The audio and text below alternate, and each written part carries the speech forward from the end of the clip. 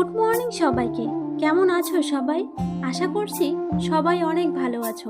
আমিও ভালো আছি। সকাল সকাল উঠে ব্রাশ করে যা কাজ থাকে সকালে সেসব করে চলে এলাম রান্নাঘরে। কাঁঠাল হলো এমন একটা ফল যার কোনো কিছুই আর ফেলা যায় না। কাঁঠাল খাওয়ার পর ভেতরের যে বিচি বা আটিগুলো থাকে সেগুলোকে রোদে শুকিয়ে কত রকমের যে রান্না করা হয়, কখনো ডালের মধ্যে দিয়ে, আবার কখনো পটলের তরকারিতে, আবার কখনো যে কোনো ভাজিতে। কিন্তু আমি আজকে এর মধ্যে কোনোটাই রান্না করব না। আমি করব কাঁঠালের বিচির বড়া। প্রথমে ভাবলাম ভর্তা করি, কিন্তু ভর্তাটা আমি ছাড়া কেউ খায় না। তারপর মন বদলে গেল বড়ায়। প্রথমে বিচিগুলো খোসা ছাড়িয়ে নিয়ে তারপর সিদ্ধ করে দেব।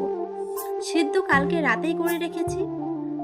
কালকে ভাজতে চেয়েছিলাম বড়া আর পাট শাকের ঝোল, আলু ভর্তা, কিন্তু পরে ডিম খাবে বলে সবাই তখন আর বড়া ভাজিনি। সিদ্ধ করে ফ্রিজে রেখে দিয়েছিলাম আজকে ভাজবো বলে। মিক্সিতে সিদ্ধ করা কাঁঠালের বিচি, লঙ্কা, আদা, রসুন পেস্ট করে নিলাম। তারপর একটা বাটিতে ঢেলে পেঁয়াজ কুচি, হলুদ, লবণ, লঙ্কা গুঁড়ো, মশলা গুঁড়ো দিয়ে মেখে বড়ার মতো শেপ করে নেব। বড়ার মতো শেপ করে কড়াইতে গরম তেলে উল্টে পাল্টে ভালো করে ভেজে নেব। আজকে তবে আসি, সবাই ভালো থেকো, টাটা।